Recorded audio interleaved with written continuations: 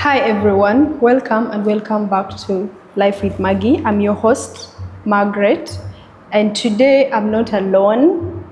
In this episode, I bring you a guest who I'm very excited to be hosting. Actually, because this is my first episode, right? So I'm very excited to be having her. I think I'll just let her introduce herself because I feel like if I introduce her, I'll not do it justice. So, Dr. Julia, kindly introduce yourself. Thank you, Maggie, and thank you for coming to our facility. My name is Dr. Julia Akot, and I am a sports medicine professional as well as an athlete. And I am dedicated to enhancing athlete healthcare across Africa.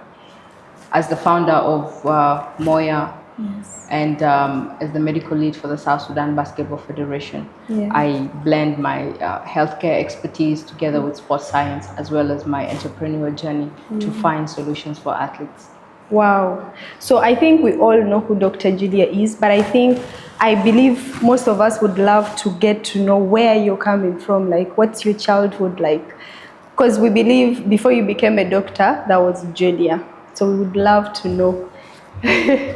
However you're comfortable, just tell us what you're comfortable letting us in. I'm obviously South Sudanese. Yes. Okay. Yeah, I had somewhat of a normal childhood, if you would say. I grew up with my mom and my dad. However, sometime due to the war, I ended up being with my mom only. And we were in Khartoum for a very long time until we moved to Kenya and Uganda, where I actually went to primary and high school. So a lot of my memories from when I was a child, I was in East Africa, and I was with my mom a lot until we reunited with my dad. I have 3 siblings who are after me, and I have two step brothers actually that I found out after. But yeah, it was somewhat pretty normal, nuclear home, not a lot of people around, and I was in school most of the time. I was in boarding school most of the time. If you don't mind me asking, which schools? Because at least I'm familiar with Uganda. I'm a Sapolo Kagwaran. Oh my God. I went to Sapolo You were the planned Kagwa. Kids. I went to Sapolo Kagwa, and then I went to Kisubi High School. Being the firstborn, my mom, or rather we didn't know very many schools, that would accommodate me. So the closest school to the airport, that's where my mom, she put me. And I did have a really good time at Kisubi High School. Yeah. Okay. Then where did you do your uni from? I did my undergraduate in medicine and general surgery in China. Oh, wow. I studied in English. Some people when they hear China, they're like, oh, no. But I went to China. I loved it. I even learned how to speak Mandarin over there. Really? So can you say hi? Wen ni hao. Oh, wow.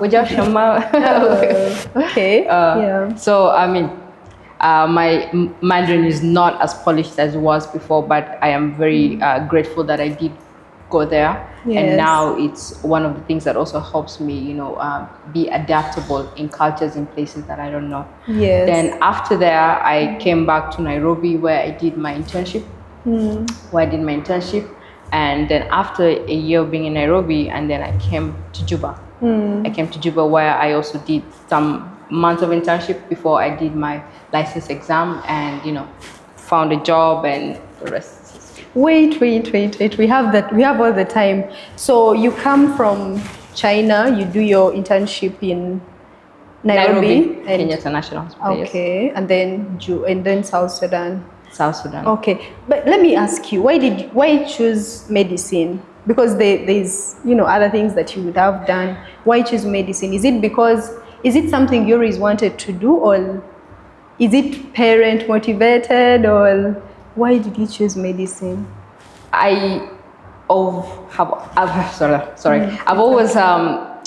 liked to help people, and being the firstborn, you just find yourself in positions whereby you have to nurture and you have to know a lot of things, how to take care of small things like wounds and cuts. So for me, medicine was a natural calling. Anything to do with science, whether it was health, human health, or even being a veterinary. At some point I wanted to do veterinary medicine, Really? Or even agriculture. Anything in the science world, I was always excelling at it. And so for me, it became just natural to just go do medicine, just go do medicine. However, my passion for sports medicine was ignited when I joined the South Sudan national basketball team. Yes. You know, whereby it was a whole new world I was introduced to. So it just felt right that now the people I need to take care of are the athletes. Yes, actually, I think before that, what was your first job? Because I'm actually interested in getting to know how you shift from the job, should I say the clinic or hospital, to now the basketball team, because I believe that's where most of us know you from. I think when people mention Julia, the first thing you think about is the basketball doctor. Like that's what comes to your mind. So Right. before that, what were you doing? Like what were you up to? I was working as a medical officer I first started after Juba Teaching Hospital. After I got my license, I went to work in a private clinic. And then from there, I went to Victorious. There's a clinic next to Yes, Konyo. I believe you all know Victorious. Victorious. Yeah, it's a big- Victorious. big I was clinic. there before I went to Geda. Because when I went to Geda now, I wanted to start specializing in surgery because I've always liked surgery. So I was doing surgery in Geda, and then I got, and then I branched to orthopedics because general surgery is a lot for me. You know? But with orthopedics, we're just only dealing with fractures and bones, and basically it was repetitive, which was timely, convenient for me. You know. So being in the orthopedics department, remember, just have in mind that this whole time I always found time to go play basketball at Dr. BR. Okay. So I would leave the hospital and I have my training gear with me, and then I would go play basketball. So in the playing basketball, I was approached by who is now the VP of the federation, and he's like, do you want to join this group of doctors who are doing a FIBA medical course? I was like, yeah, sure, you know, always yes to more learning. Yes. And in the FIBA medical course, you know, I was killing it. I was excelling, you know. I'm such a nerd. I then was now picked, or rather asked, to join the basketball team in October of 2020, just because I was a doctor in the orthopedic department who was also active on the court. So it just felt right that I would understand what these athletes needed. And yeah, from 2020 until now, I can't believe it's been 5 years, but yeah. You know, when you mentioned 2020, I think what comes to our mind is COVID-19. How did that, I mean, I know a little bit about it, but please tell to the people, like how was that? Was it not challenging? For me, I have COVID to thank for solidifying my job with the federation, because it was during that pandemic, you know, of COVID that Luol Deng saw that I was the perfect fit, you know, for this role, because we were the first national team, and a lot of people don't know this, but we were the first national team in the world to get a COVID cases in the camp. What? Yeah, so because that time people weren't really really playing in the Western world, and then here comes basketball in Africa, and you have South Sudan being the first team to contract COVID. Oh my God. So the players, we had our coaches, and we had some of our staff who ended up getting COVID, and we were in Cameroon, and it was very challenging because it's a French-speaking country. Yes, it was I can my first imagine. time on the job. Mind you, I didn't have a mentor. Yeah. I got thrown into this industry without a mentor, and with a lot of expectations that were needed from me, and I didn't know how to navigate. All I knew is how to treat people medically. So I had to learn first on how to basically treat athletes, because they're needed tomorrow. Yes. Tomorrow we have a game. Yes. We can't afford to have athletes who are sick and first not to have a game. So the moving up and down, the running, I will always say, me just being me, always making sure everyone is okay, that it gave me credibility. Luol Deng was like, okay, this is the person that I need to be the team doctor for the team. And yeah, so I have COVID to thank for that. Yeah. So after the pandemic, and of course after that, I'm really sorry about that. I can't even imagine. I'm thinking about it and I can't even imagine. So, however, because we know that basketball doesn't happen all the time. So, in between seasons, what were you doing before? I mean, before this, like, what were you doing in between seasons? I was going back to the hospital. Okay. I was going back to the hospital. I was going back to the clinics. I was just working, you know. And then also I started to look into sports medicine. Yes. as a degree or as a course that I can pursue. Yes. So because I was still in orthopedics and I was doing really well, but it just felt like there was no sports physicians. Yes. There was no people who were specifically for sports, because up until then, either people don't know where to go, or it was the orthopedics who were solely seeing the sport athlete, or the athletes rather. So yeah. Yeah. So you were in between school and working. I was in between school, work. No, I wasn't in school then. Okay. Oh yeah, because I started school in 2022, but before then I was just work. I would come to Juba because this was my base. Yes, come to Juba, but then after that I was in school. I was in school and basketball, because when I went to school I couldn't go back to work. Yeah. Where did you do your sports science? In Germany. In Germany. Yeah. Okay. So have you learned? Nah. No. It's not. It's different this time around, because I just wanted to get the education and be out of there as soon as possible. Germany is not for the weak, you know. Yeah, but for the weak. They definitely do have a really good education curriculum, and for me, that's all I needed to do. And yeah. Then business. When do you venture into business? Because I've been seeing school. It's a lot. So when do you venture into business? When do I venture into business? You mean when did I start? When do you start, and why did you, of all things, why an electrolyte? Because at least I know about it. So I was at a basketball game one time, and this was the first women's basketball league, or this was the first women's league in South Sudan. Yes. And I was there, and we had just come back from a tournament with the men's team. So it was here in Juba. So these ladies had been training, I think, for a month by then. Yeah. So this was the opening game, right? And literally, I kid you not, Maggie, 4 minutes to the end of the game, and it's so weird why I was even counting, but it was around 4 or 5 minutes to the end of the game. We had 2 girls on the same team that started getting muscle cramps, experiencing muscle cramps. Dear. And then later on, quickly, 3 other girls followed. So now you have a bunch of female athletes, and they're on the court side and they're crying, because I don't know if you've ever experienced a muscle cramp, but yes, I have. It's very painful at that time, and you can't even move, because the moment you move any muscle, it starts all over again. Yes. So up until that time, I was already introduced to electrolytes, and it was like the biggest light bulb that went off, you know, and I was like, why can we not have electrolytes in South Sudan? You know, mind you, I have done things for free most my entire life. I have given out things, I have charged, but never have I ever thought to start something on my own up until that point. And 2 days later, I traveled. I was going on vacation, and I wasn't vacating. I was just drawing up ideas. I was, you know, writing ideas. How can we make this work? How can we bring it to South Sudan? And I guess I was just very, very, what's the word? I was engulfed by the whole idea of having electrolytes in South Sudan, and what it would mean, and how it would change the game for athletes here. So yeah, definitely there was a need for it, because of the weather, because of the nutritional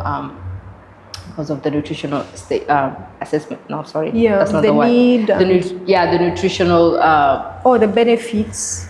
I don't know. Yeah, the benefits, but because we the athletes, I would say, have such a poor nutritional. I am out of words for this word, but basically the nutrition is poor here. Yes. For athletes, and the weather doesn't not help them at all, and then there's no proper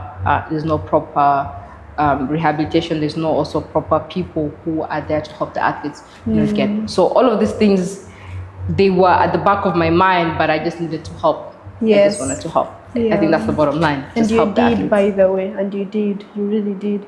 But then it's one thing to have an idea, and then it's one thing to actualize it. But then monetizing it, because for me, what I admire about you, one of the things, the many things, but one of them is how you came up with this idea that was new on market and monetized it.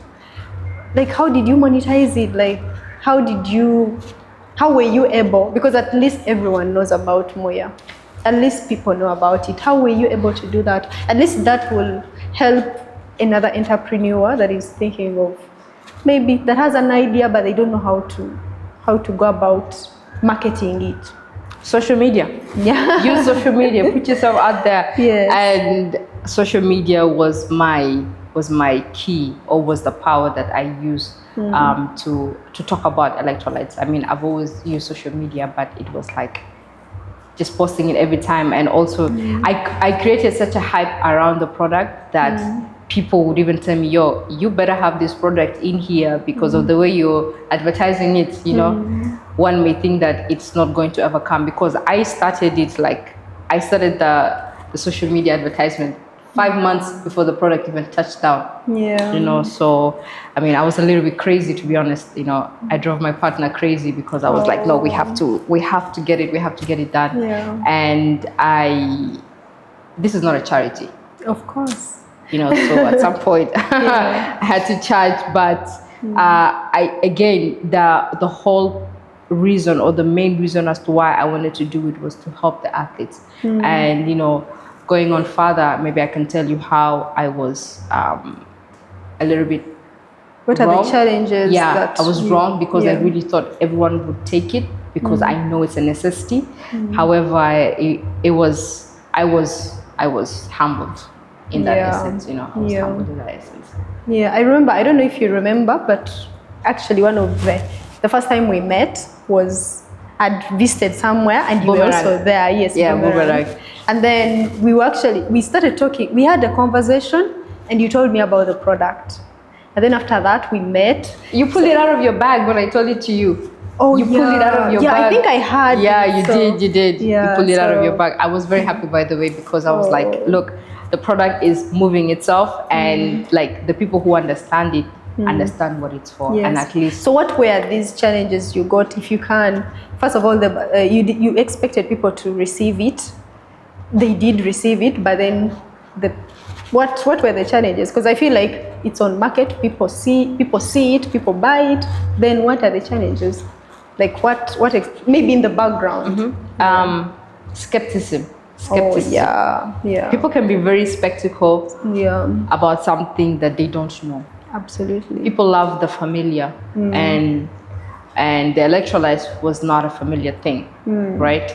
It was, what is this? Is this glucose? Is this an energy drink? What is this? Where's she making it? Like, what does it do? And the number one asked question was, are there any side effects? Yeah. And the fact that the product was a South Sudanese product, and I have to say something here to the viewers if you're watching. Support your own, because people, for some reason, they think that if you make something, maybe it's not good because I know you, or something like that, you know. And Africa brands, especially. People in Africa don't really trust them.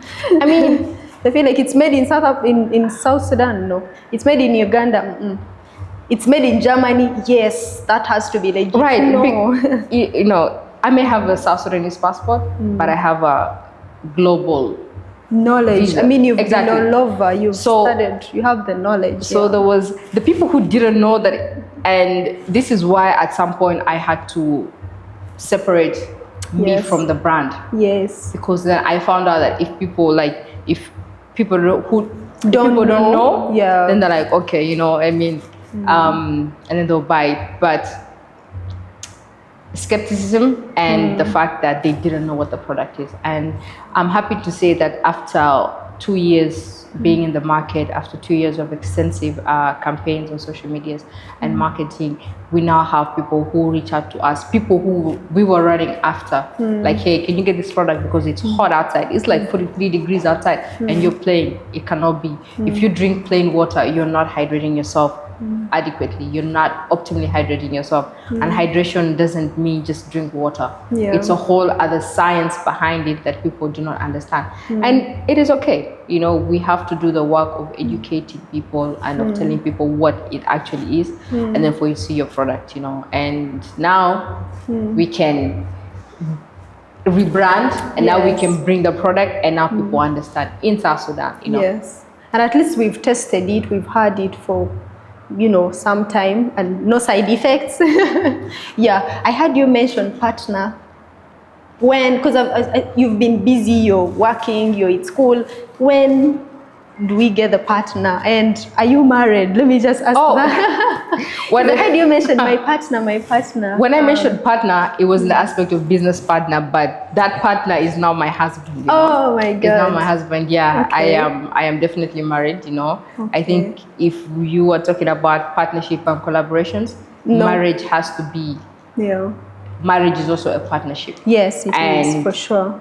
Whoever you're married to, and a lot of people say this, you know, and until you've gone through it, you kind of don't understand what they say, but you have to marry the right person in order to help you grow.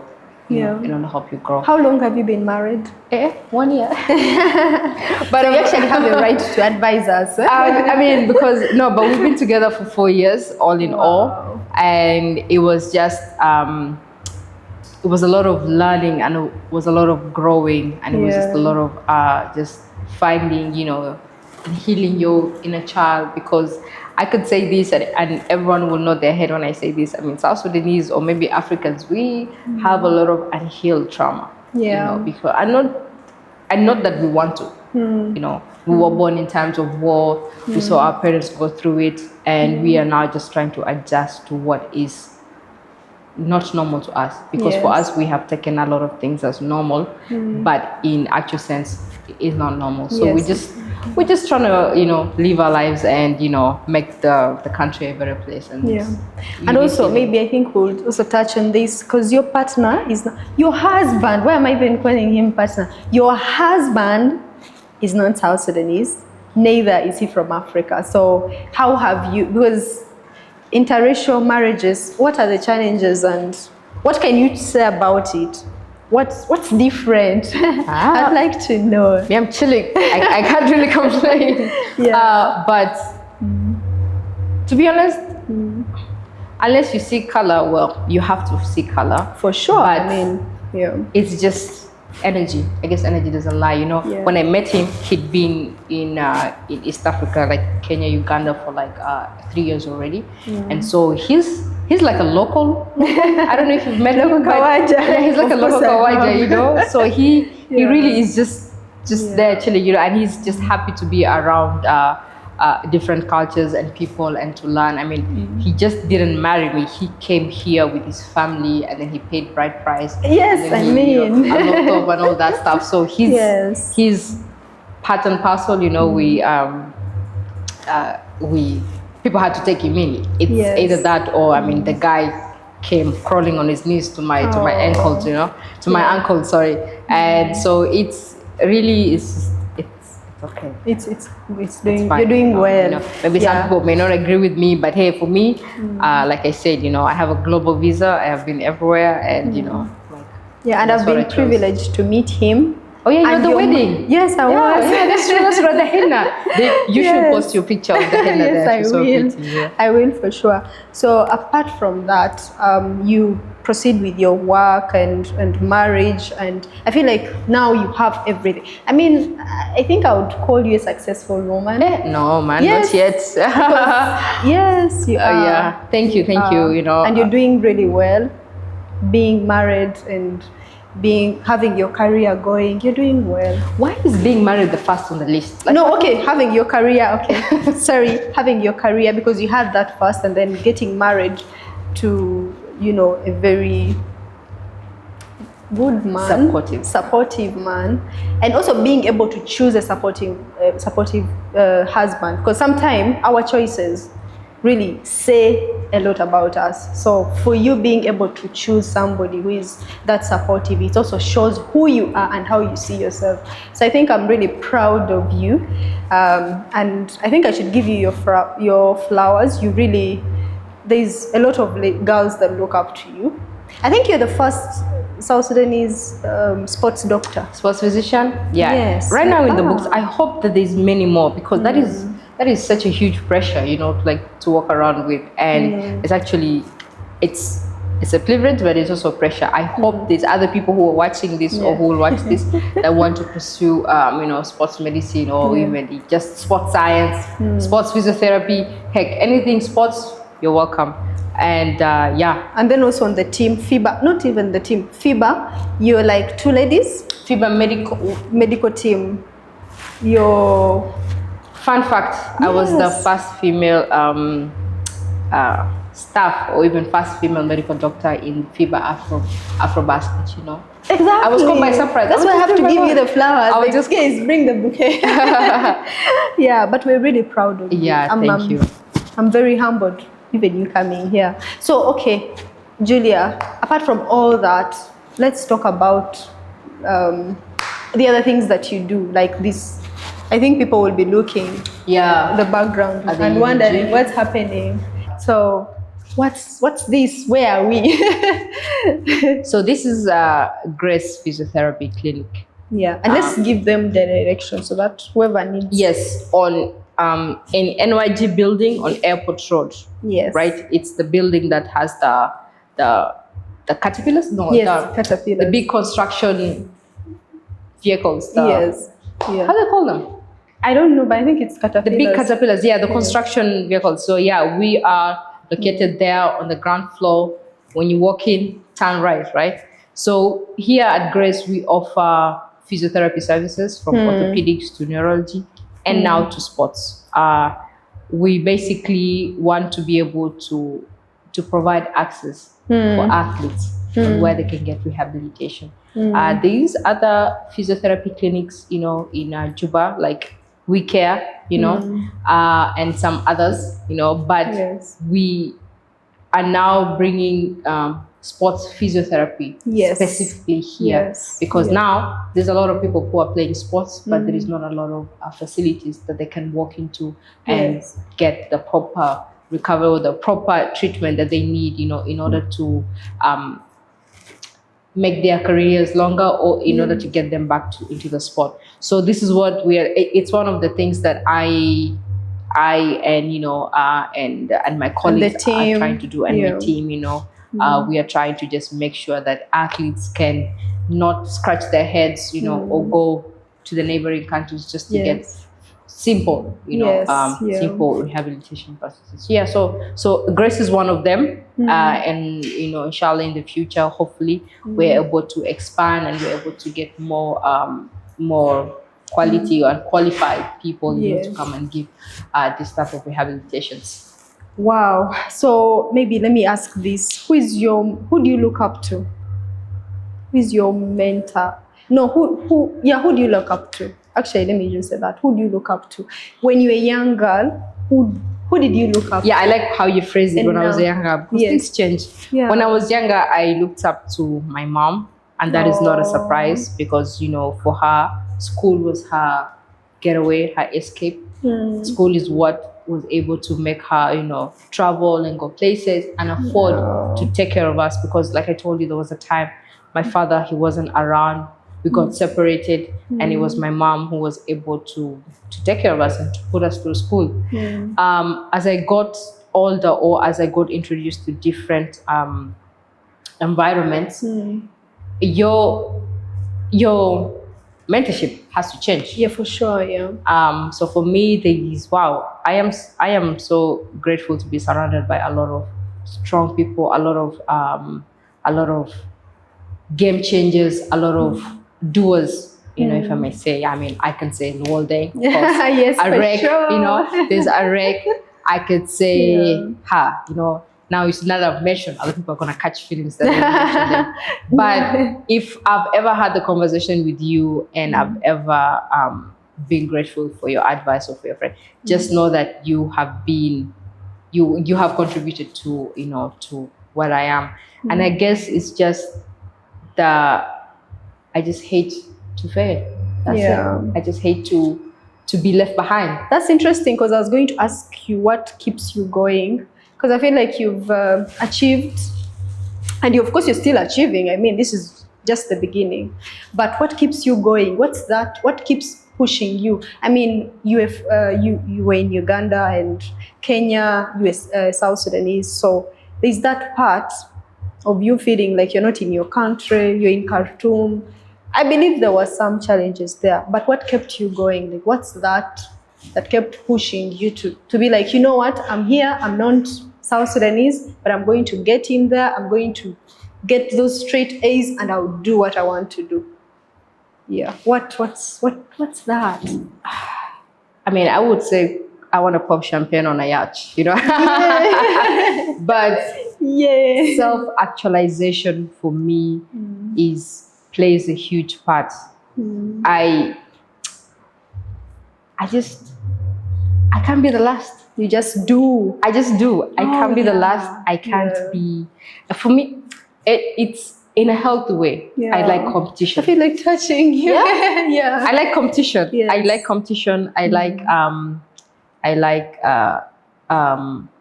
not being left behind. Yeah. And I like, to have a peace of mind.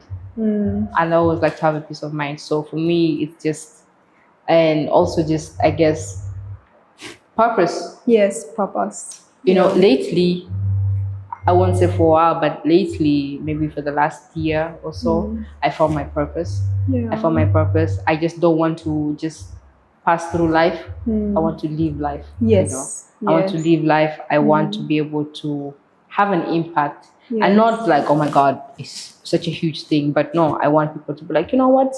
It's because of you that I did something.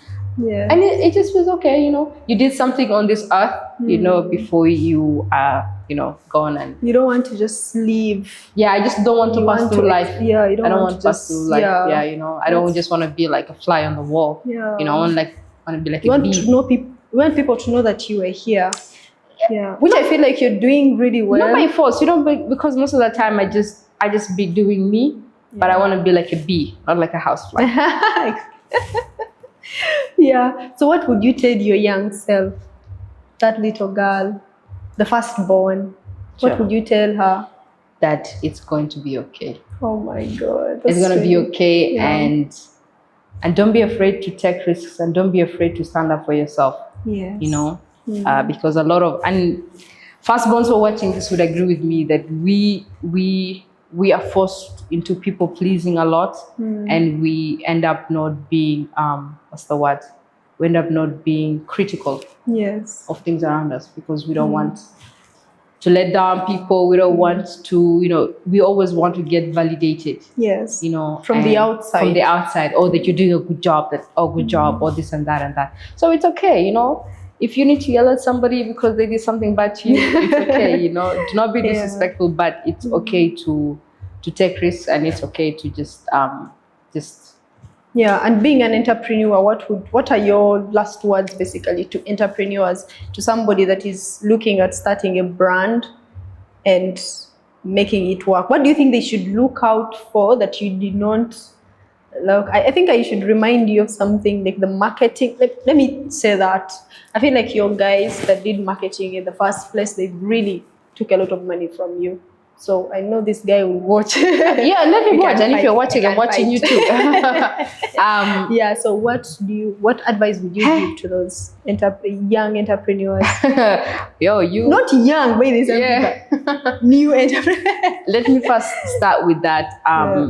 If you are solving a real problem, the impact will come. Your impact will come regardless of how long it takes you. If you're solving a real problem, like real problems, and you are providing a solution, don't worry about how long it will take, and you will definitely create an impact, and people will see you. Yes. On the side note of of people to watch out for when you're starting a business, experience will just teach you. I cannot tell you here, you have to look out for this way or how they speak, but just experience in the whole journey will teach you how to look out for people that you can work with and people who are red flags. Yeah. Wow, thank you so much. I'm very honored to have you. Please if there is anything that we've not talked about and that you would love people to know, please let them know. Say it. If you have a relative or if you yourself need some physiotherapy services, come to Grace Physiotherapy and you will be looked after very well. If you are dehydrated or know someone who's playing a sport and they keep complaining of muscle cramps or they're not feeling well, tell them about Moya electrolytes, right? And if you have a child who wants to play sports, let them play sports for the fun of it first, and also for the fact that it is going to help them develop as human beings. Because with sports, there's a lot of self-development and there's a lot of just basically sports has the power to change the world. I quote Nelson Mandela, you know, so just allow yourselves, allow people around you to, you know, to move, because movement is medicine. Wow, movement is medicine. Thank you so much, Julia.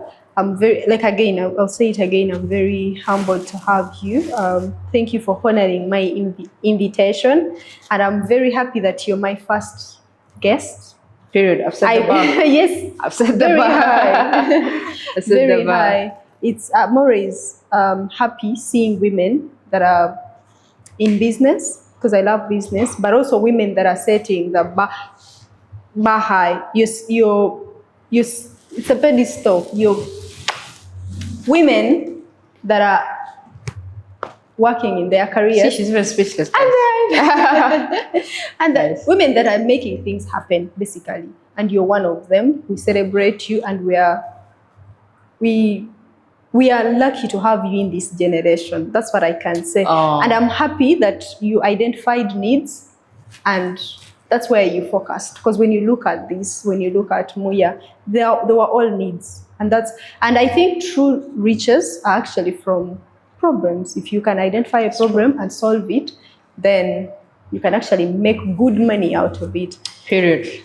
Thank you, and that will be all. Thanks for watching. If you've watched up to this point and you don't subscribe, really, please don't leave without subscribing. Leave a comment down. If you have somebody that you think we should interview, please let us know. And that's it.